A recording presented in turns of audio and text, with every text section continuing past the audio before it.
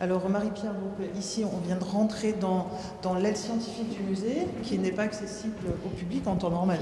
Oui, bah dans cette aile scientifique, en fait, il y a les restaurateurs qui travaillent, les archéologues qui ont leur laboratoire. D'ailleurs, c'est le laboratoire de restauration. Tout à fait, laboratoire de restauration. Là, on est dans le laboratoire d'archéologie. Et c'est ici, Marie-Pierre, que tu as choisi de nous emmener pour nous parler de ton parcours et de ta spécificité. Oui, bah, disons que c'est le lieu où je suis en train de travailler en ce moment avec les équipes de bénévoles et parfois de chercheurs, parce que ça correspond à la phase du travail de l'archéologue, qui est la phase d'exploitation, de lavage et de conditionnement et de préparation du matériel pour l'étude. On est devant ces sublimes enduits peints. Tu as déjà fait la présentation sur le site archéologique de la Verrerie l'autre jour avec ton binôme Alain. Donc tu peux nous parler du coup de tes spécificités, de ton parcours Oui, bah alors moi, en fait, avant d'être recrutée au musée, j'ai travaillé en fait j'ai fait une thèse et puis j'ai travaillé sur une collection qui s'appelle la carte archéologique de la Gaule et j'ai dirigé 4 de ces volumes, dont celui qui porte sur Arles, et c'est dans ce cadre-là que j'ai sollicité l'ensemble des équipes du musée. Et le musée a souhaité me recruter justement parce que j'avais une parfaite connaissance des dossiers archéologiques, des dossiers arlésiens. Donc on m'a recruté pour travailler justement sur les archives de fouilles, sur leur exploitation et sur leur diffusion auprès des chercheurs et des publics, et également pour favoriser la recherche. Et donc justement, le site de la Verrerie sur lequel on a assuré une fouille associe toutes les demandes qui m'ont été faites, à savoir que c'est un site qui a été fouillé anciennement, mais pour lequel il n'y avait pas eu de publication.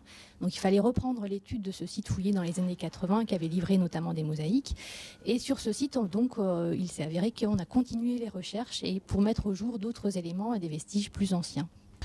Et donc, quel est ton quotidien au musée, Marie-Pierre ? Alors, il n'y a pas vraiment de journée type parce que ça dépend en fait du travail, des étapes du travail de l'archéologue, notamment quand on est responsable d'opération. Il y a la phase sur le terrain. Donc, en l'occurrence, il y a un chantier qui m'a occupé de 3 à 9 mois par an, qui est celui de la Verrerie, entre 2013 et 2017. Et ensuite, il y a la phase post-fouille qui est très longue, qui comporte plusieurs étapes. Et là, en ce moment, justement, je suis dans cette phase dite de post-fouille. Donc, c'est pour ça qu'on est dans cette salle. Et dans cette phase de post-fouille, il y a différents types de travaux. Donc, il y a notamment le premier travail, c'est l'exploitation des données de terrain, leur enregistrement, mais le lavage également du mobilier. Donc ce travail que je fais notamment avec des équipes de bénévoles qui ne sont pas là aujourd'hui, mais à qui nous sommes vraiment redevables de leur travail très précieux. Et puis il y a le travail avec les spécialistes qui sont sollicités, qui ne sont pas les mêmes spécialistes qui sont sur le terrain, donc des spécialistes à qui on confie pour étude du matériel, la céramique, des terres cuites, des marbres, des petits objets, des monnaies et aussi des enduits peints. Donc là justement, c'est ce qu'on met en relief aujourd'hui parce que c'est malgré tout la découverte remarquable du chantier sur lequel j'ai travaillé. C'est ces enduits peints qui sont exceptionnellement bien conservés et qui sont très précoces, qui datent des années 70-50 avant notre ère, et donc sur lequel on a un énorme travail puisque 1030 caisses de fragments d'enduits peints ont été mis au jour, et il nous reste, avec le spécialiste que j'ai sollicité qui dépend de l'INRAP, qui est Julien Boilève, à effectuer le remontage. Donc là pour le moment on est dans la phase de lavage. Et le collègue Julien a commencé quelques remontages et qui sont prometteurs parce que à l'issue de cette étude, de ce remontage, on comprendra mieux l'architecture de la maison et on aura un très très beau décor qui pourra ensuite être pris en charge par les restaurateurs en vue de l'exposer dans les collections du musée. Donc voilà, mon quotidien en ce moment, c'est ce travail sur l'exploitation des données et parallèlement l'enregistrement des données sur l'informatique. Donc j'alterne entre le travail avec les bénévoles, le travail avec le spécialiste pour le remontage et les journées de bureau. Comme ça me fait un équilibre dans les phases de travail. Très bien. Donc c'est un quotidien qui a l'air assez passionnant, mais est-ce que tu aurais une anecdote ou alors un moment de ta carrière professionnelle Oui, un moment, oui. Nous raconter? Oui, le moment le plus marquant, encore sur ce chantier, parce que malgré tout c'est un chantier dont tout archéologue peut rêver. Sur ce chantier, en effet, ça faisait déjà la 3e campagne de fouilles sur laquelle on travaillait. Et puis depuis 2 mois, on avait commencé notre chantier. On fouillait patiemment et minutieusement nos niveaux archéologiques qui étaient très riches en enduits peints, donc on savait qu'on en avait beaucoup. On trouvait des éléments d'architecture et on commençait également à trouver des fragments de personnages. Donc on avait des pieds, des jambes, mais toujours pas de visage. là jusqu'au jour où, enfin, l'un des bénévoles, d'un coup de truelle, a pu mettre au jour le premier regard. Et donc, c'est ce fameux fragment qui, ce visage tant attendu. Donc là, à ce moment-là, en fait, mon rôle de responsable d'opération tombe, parce que quand on est sur le chantier et qu'on gère un chantier, on est plus dans la gestion, on n'est pas dans l'émotion, dans la gestion en fait du quotidien, gestion de la sécurité des personnes présentes, gestion de l'enregistrement des données, gestion des équipes et du travail à faire. Là, j'étais plus dans la gestion du chantier, mais dans l'émotion, puisque c'est vrai que entre savoir qu'on va mettre au jour un visage et le mettre au jour, c'est pas la même chose. Avoir ce regard, là, j'avais l'impression de redonner vie un peu à une personne qui avait vécu il y a plus de 2000 ans et qui avait vécu peut-être sur Arles. On ne sait pas si ce portrait, il s'agit d'un portrait ou pas, mais c'est vrai que c'était assez émouvant et ça a marqué d'autres découvertes, à savoir qu'on a trouvé d'autres fragments de visage qui ont pu permettre de compléter ce fragment, et notamment une femme qui joue de la harpe. Et ces éléments-là sont vraiment, on peut le dire, exceptionnels, parce que des enduits peints de ce type-là, avec des représentations de personnages qui datent des années 70-50 avant notre ère, on en connaissait bien dans le monde en Italie. Mais on pensait jusqu'à maintenant que c'était un type de peinture qui ne s'était pas expatrié, entre guillemets. Et à travers cette découverte, en fait, on trouve que si ce modèle-là s'est également développé en Gaule. Et donc ça renouvelle, à une petite échelle certes, mais ça renouvelle notre appréhension de l'histoire de l'évolution de la peinture. Et aussi ça renouvelle notre connaissance de l'histoire de la ville d'Arles, parce qu'il s'avère en effet que ces peintures sont précoces. Et donc ça nous permet d'aborder les niveaux archéologiques qu'on ne soupçonnait pas dans ce quartier-là de la ville d'Arles, en rive droite du Rhône. Très bien. Il y a 3 films aussi qui résument cette aventure archéologique de 2014 à 2016. Oui, en effet, donc la campagne a duré jusqu'à 2017, mais on a au moins 3 campagnes qui permettent de voir les différentes étapes de la fouille, donc qui sont accessibles sur YouTube. Merci Marie-Pierre. Alain, bonjour. Tes collègues archéologues ont choisi a priori leur bureau pour présenter leurs activités. Toi, j'imagine qu'on est au Théâtre Antique, c'est pas forcément ton bureau?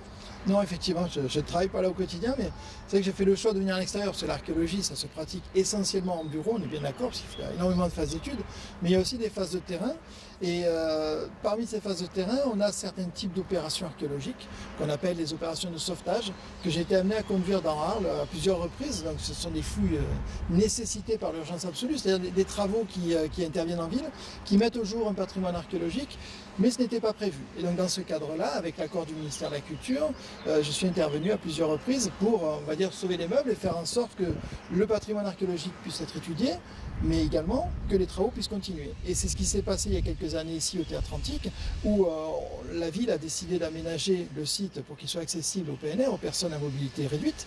Et la ville a mis en place les dalles de béton qu'on voit ici. Donc on a les dallages antiques, et ils ont mis en place des dalles de béton pour que les fauteuils puissent rouler. Et dans ce cadre, forcément, couler une dalle de béton, il faut creuser pour la mettre en place. Et un des ouvriers qui travaillait ici a vu que sous la terre qui était en place, on avait des vestiges archéologiques. Donc du coup, comme le chantier était lancé, il a fallu intervenir vite pour pouvoir permettre au chantier d'avancer, mais sans engendrer de destruction des vestiges archéologiques irréversibles. Et donc j'ai fait une fouille de sauvetage ici, en compagnie de Marie-Pierre Rotet, qui venait d'arriver au musée. Et donc j'ai travaillé pendant quelques semaines pour essayer de connaître l'histoire de ce monument à travers la fouille et permettre son usage en tant que lieu de spectacle contemporain. Donc voilà, ça fait partie des missions et c'est pour ça que je pense que c'était intéressant de venir en ville. Et puis bon, voilà, Arles, le patrimoine mondial de l'humanité, on a des vestiges romains fabuleux, donc c'était l'occasion de les montrer, ça valait le coup. Bon, parlons de vestiges romains, je crois que tu as une deuxième casquette d'archéologue et que tu t'es spécialisé dans les combats de gladiateurs ou la gladiature, tu peux nous expliquer? Oui, alors ça c'est quelque chose d'un peu extérieur à l'activité au départ, mais par le biais de mon travail au musée, je faisais beaucoup de médiation avec le département des publics, bien évidemment, puisque j'ai commencé ma carrière au musée au département des publics avant d'intégrer le service archéologique, donc j'étais archéologue au département des publics, et dans ce cadre, j'ai découvert une société qui s'appelle la société Acta et qui recrée des combats de gladiateurs. Et le but c'était de voir comment on pouvait éventuellement les faire intervenir au musée, mais il fallait qu'on soit certain que ce n'était pas du péplum. Voilà, donc je suis allé les voir avec la mission d'évaluer un peu leurs compétences, qu'est-ce qu'ils font ces gens-là. Et j'ai découvert un univers qui est l'univers de l'archéologie expérimentale, des combats des gladiateurs. Et ces gens-là, la société ACTA, dirigée par Brice Lopez, sont à la base des sportifs de haut niveau qui ont recréé les équipements de gladiateurs et qui les mettent en œuvre pour essayer de retrouver la gestuelle et la technique des combats de l'époque. Donc ils ne sont pas là pour faire du spectacle, hein, ce n'est pas des grands moulinets, on n'est pas dans des grands spectacles comme on peut avoir dans certains parcs d'attractions de l'ouest de la France, mais ils font vraiment du combat avec des armes recréées comme elles étaient à l'époque. Et c'est quelque chose qui m'a vraiment plu, parce que ça permet d'avoir une autre lecture de cet univers, l'univers des gladiateurs, on pense tous le connaître, hein. On a tous vu des films, on a vu Gladiator, on connaît tous le pouce en haut en bas, et quand on gratte un petit peu, on s'aperçoit que tout ce qu'on pense connaître est faux. Le pouce en haut en bas, ça n'existe pas. Les gladiateurs, on pense que ce sont des pauvres gars qui vont se faire égorger à chaque combat. On s'aperçoit que c'est faux. Donc bref, la pratique a fait que je me suis intéressé à ce domaine. Et dans le cadre de mes activités au musée, je me suis spécialisé sur ce domaine-là. Et actuellement, par exemple, nous sommes en train, avec le service de la conservation, de refondre l'espace du musée qui est consacré au jeu de l'amphithéâtre gladiateur. Et on va avoir une nouvelle vitrine bientôt qui va parler justement, non pas des combats gladiateurs, mais des jeux d'amphithéâtre, donc les chasses, les exécutions publiques, les combats. Et le but, c'est de reprendre notre discours qui a 30 ans dans sa conception et de l'éclairer avec une lumière nouvelle pour montrer que la gladiature, c'est pas ce qu'on pensait. C'est quelque chose de bien plus codifié, de bien plus intéressant, avec des arbitres, avec voilà, des gens qui sont des salariés du combat. Et donc, essayer de donner cette image au grand public. Donc, on reprend tout le fond du musée, tous les objets, je les réétudie tous, et ils seront donnés à voir dans quelques temps. On voit que le sujet te passionne. Oui, Et on a hâte de voir la nouvelle scénographie au musée. Et enfin, puisque tu es très passionné, peut-être un moment clé de ta vie professionnelle que tu aimerais partager avec nous. Alors, bon, il y en a plusieurs, mais c'est vrai que un des moments forts que j'ai vécu en tant qu'archéologue, c'est une découverte archéologique, bien évidemment, qui s'est déroulée il y a longtemps. Au début de ma carrière, je fouillais sur le site de Latte, au sud de Montpellier.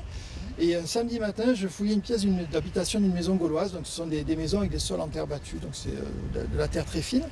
Et donc j'étais tout seul et je fouillais, puis j'ai trouvé une théline. Alors une théline, ce sont les petits coquillages qu'on mange à l'apéro souvent, hein, bien avec de l'ail, etc. Il y avait une petite théline qui était posée à l'envers sur le sol.